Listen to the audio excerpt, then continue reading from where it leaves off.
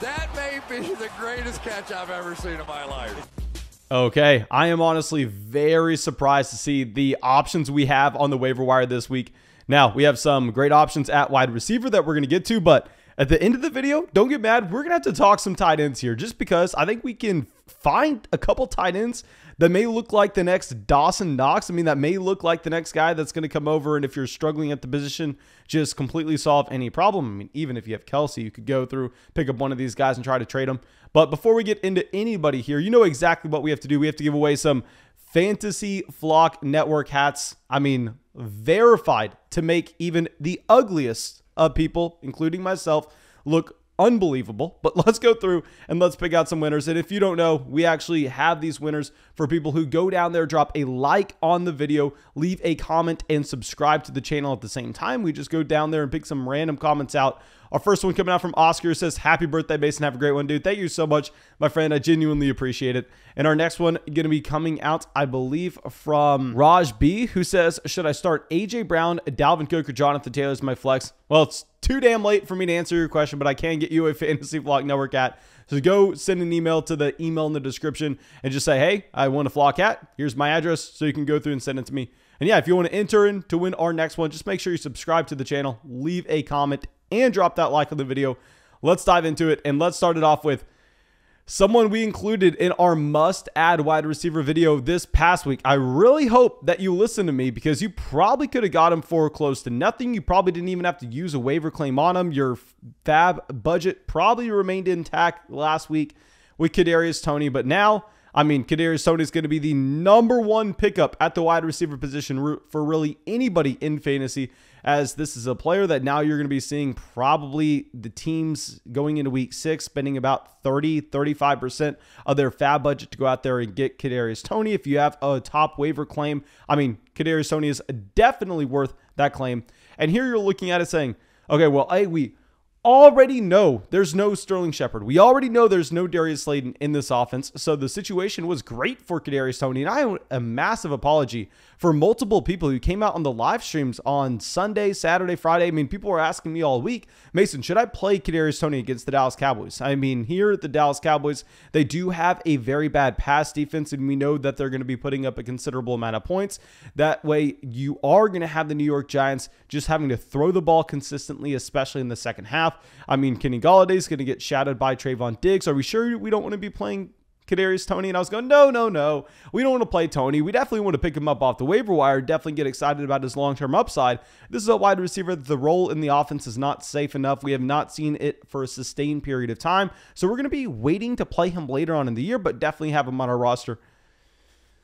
Obviously, that looks like a really bad call as he comes out and he crushes this week. He has 10 receptions, 189 receiving yards. 189 receiving yards. Not only did you have Slayton, not only do you have Shepard already injured, but Kenny Golladay also suffers a knee injury in this game.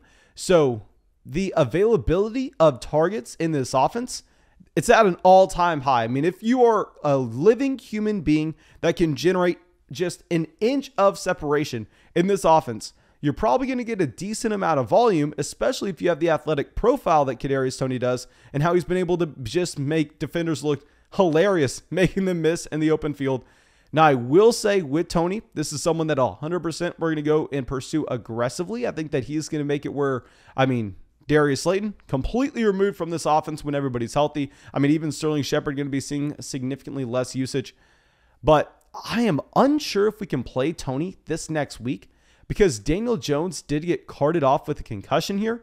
So that being said, I think we're possibly just going to have to avoid everybody in this New York Giants offense. Also, you have Saquon Barkley injured as well. Saquon Barkley most likely missing this next week with a low ankle sprain. So I think Toney, we're picking him up. We're excited about the long term, but I'm already getting out ahead of it. I know a lot of people are going to want to jam him in this week. I just think with subpar quarterback play and also with just this offense really struggling to move the ball down the field, it will be a tough spot. Let me actually look up the Giants' schedule, because if the Giants have a spot where they're going up against a very soft defense, then maybe we can go through and maybe we can consider it. yeah, no, they have the Los Angeles Rams this next week. I mean, you would imagine this game is just a complete blowout. You'd imagine that the New York Giants won't be able to move the ball effectively against one of the best defenses in the NFL. They don't have any of their weapons in this offense. So yeah, we're picking up Toney. Don't start him this week, but clearly the talent's there and the opportunity is as well in this offense. Now our next player we're going to get to is at the wide receiver position. Someone who was a very disappointing to start the season, but it looks like maybe he's turning this around. Let's go over with Marquez Callaway here. Now with Marquez Callaway, obviously you have a massive day for the New Orleans Saints, who dropped 33 points against the Washington football team. Jameis Winston does throw for 4 passing touchdowns, but very similar to what we had in week 1. The volume wasn't through the roof with Jameis Winston. It's not like he had 4 passing touchdowns and then just like Justin Herbert, almost 400 passing yards. I mean, it was down there at 279, but definitely way higher than we have ever seen from Jameis Winston. And maybe this is something we can expect going forward, because obviously this Saints offense looked very bad whenever they were just handicapping Winston to a point where, I mean, they really had no threat to have a deep ball or anything at all. But now Marquez Callaway coming out with 8 targets in this offense. He had 4 receptions, 85 receiving yards, and 2 receiving touchdowns at the same time. Now, I'm not going to be picking him up and going and starting him right away. However, this is someone that we can acknowledge that if we see this continued trend where we get the uptick in passing volume for Jameis Winston and this entire New Orleans Saints offense, I mean, I know we're hoping that it happens soon, but until we officially have Michael Thomas back in, there's really nobody else to go to than Marquez Callaway. And obviously, one issue with this New Orleans Saints offense, betting on anybody here, is the Taysom Hill red zone usage slightly vulturing away any value that you have from these other players. But Taysom Hill also getting a concussion just like Daniel Jones this past week. So maybe there's going to be a larger role for a few of these guys in the red zone. I mean, obviously, you're way more excited about Alvin Kamara, but maybe that just translates slightly to Marquez Callaway as well. So you have to be bumping him up. Not nearly as excited as you are with Kadarius Toney, however. Now, our next wide receiver was a player that was on our must-add wide receiver video last week. We're going to include him again because he's not owned in really that many leagues at all. Hunter Renfrow. Hunter Renfrow, I mean, quietly having a fantastic season. Now, a big thing with Renfrow is I was telling everybody to bench him, looking at this as a spot that the Derek Carr-led Las Vegas Raiders, we're going to see the passing volume take a sharp downtick after they, I mean, we're leading the NFL in passing yards to start the season. I mean, what have we said so many times now in all these live streams with Derek Carr is the fact that he's a 30-year-old quarterback. I mean, we have a very large sample of Derek Carr not being a top-level quarterback in the NFL, being actually a below-average quarterback. So through the first 3-4 weeks this season, I was definitely trying to beat that down, telling everybody this offense is 100% going to regress. You're going to see this offense have to go a little bit more with the run. Derek Carr won't be living up to his 350-yard passing performances. But Hunter Renfrow doesn't really matter. He has been so consistent. You actually see the down performance from Derek Carr this past week, but it doesn't matter because Hunter Renfrow still leads the team in targets. He has 8 targets, 6 receptions, 56 receiving yards. I mean, clearly he plays just a completely different role of what you have with Henry Ruggs and Darren Waller, the other top-level options on this offense, where Henry Ruggs, clearly one of the fastest players, if not the fastest player in the NFL. He is the primary field-stretching wide receiver that's going to be generating space underneath for the alpha. I almost want to call him like an alpha X wide receiver, not playing on the boundary, playing more so over the middle of the field. But still, we know that you're going to expect Darren Waller is soaking up the majority of the volume in this offense more times than not. I mean, I think the entire offense still will be driven through Darren Waller. But Hunter Renfrow, this is the guy operating a little closer to the line of scrimmage. We know Josh Jacobs isn't a fantastic pass-catching running back by any means. So you have Henry Ruggs clearing space underneath and Darren Waller not seeing double-digit targets in the performance. I think there you could possibly see it as a spot where just Hunter Renfrow has an extremely high floor here if he's going to be really the only wide receiver running routes closer to the line of scrimmage. Now, our next wide receiver, very similar to Kadarius Toney. Y'all know this is someone that you should have had on your rosters. Don't know why this many people dropped him, but Ronald Moore. Now, with Ronald Moore, I mean, I actually came out and told everybody to bench him in week 3 after the massive week 2 performance. And when we were going through and telling everyone to bench him, we were at the same time saying, this is someone you're very excited about for the long term. The talent profile is there with Ronald Moore. The problem with going and having too high of expectations for him in weeks 3, weeks 4, even week 5, is this is a player that if you're looking at the snaps being played, I mean, he doesn't have that full-on role that you'll come to expect for Rondale Moore. Now, this is a player that we loved coming into the NFL based on his historic age-adjusted production that he had at 18 years old at Purdue. But with Rondale Moore, he dealt with a multitude of injuries in 2019 and in 2020. This is a wide receiver that, yes, is definitely loaded up with raw talent. I mean, we see the freak level athlete that Rondale Moore is, but at the same time, we just had to acknowledge that it would take a little bit of a longer track for Rondale Moore to get implemented into this offense on an every down basis, especially considering the fact that he looks like a little bit of a gadget wide receiver. I mean, he looks a little bit like Kadarius Toney. I don't want to call Kadarius Toney a gadget wide receiver, but he's not a prototypical one. I think we can all agree with that. But with Rondale Moore here, you're seeing the usage go in the correct direction, where he has actually had 16 targets this week. He had 5 receptions this week as well and 59 receiving yards. And what you really like to see is you like to see the fact that they're doing everything that they can to get him implemented in the running game as well. I mean, obviously you're not expecting him to turn into a running back, but you just love the fact that Cliff Kingsbury is trying to get him as many touches in this offense as possible, doing everything he can to get the ball in Rondale Moore's hands. We actually had 3 carries in this game, 3 carries for 38 rushing yards at the same time.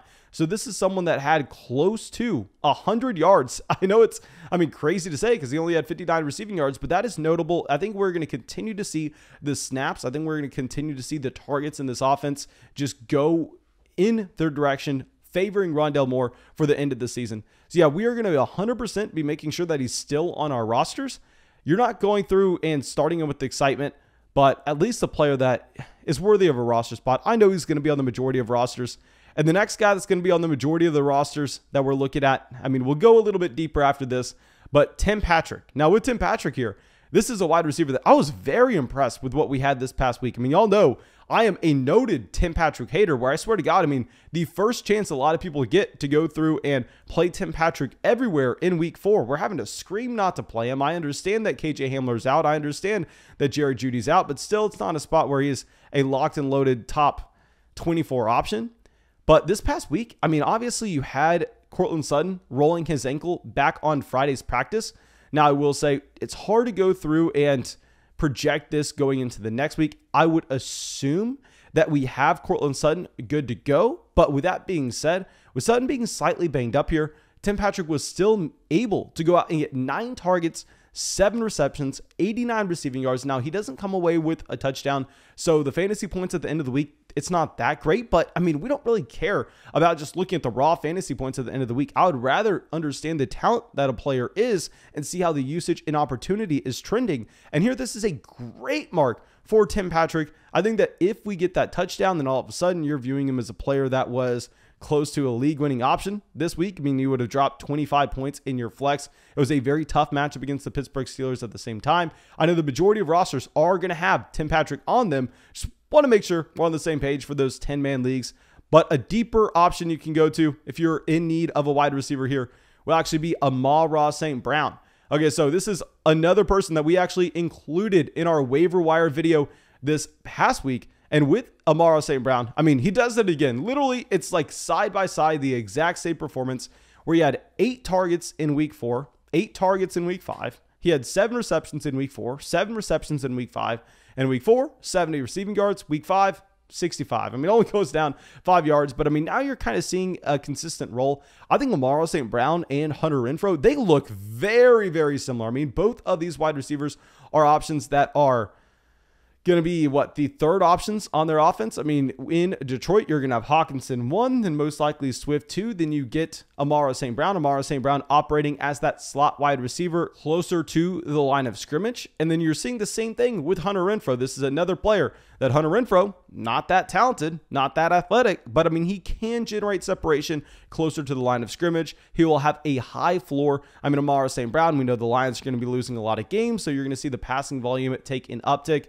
So I think we are going to be just trying to start Amari St Brown during the bye week stretch. If you're playing in a 12-man, a 14-man league, and possibly we're desperate for wide receivers, because we know, especially in week 7, you're about to see a ridiculous amount of teams on bye. I think Amari St Brown, Hunter Renfrow, these are perfect guys that you can go through and just slide in for that bye week depth. Now, our next player is not going to be a wide receiver. We're actually done with the wide receivers. Let's go slide over to the tight end position.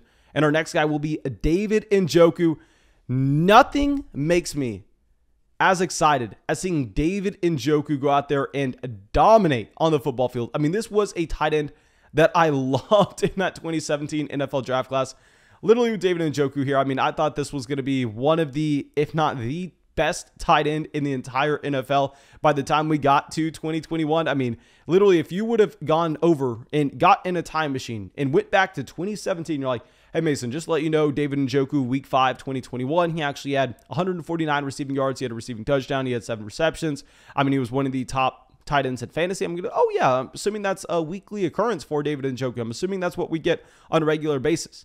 But of course, David Njoku has not lived up to expectations so far in his NFL career, but he has the talent. I know he's dealt with a few injuries.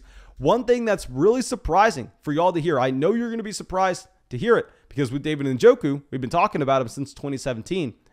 He's 25 years old. What's the one position we talk about all the time being by far and away the hardest position to go through and develop at the NFL level? That's going to be the tight end position, where you essentially have to learn how to be an offensive lineman. You have to learn how to be a receiver at the same time.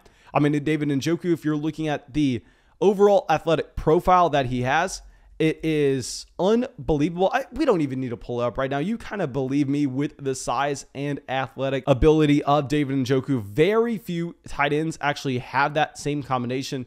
And I mean, obviously, Odell Beckham Jr. not living up to expectations here. I mean, I thought Odell was going to be great this past week, but clearly that's not the case.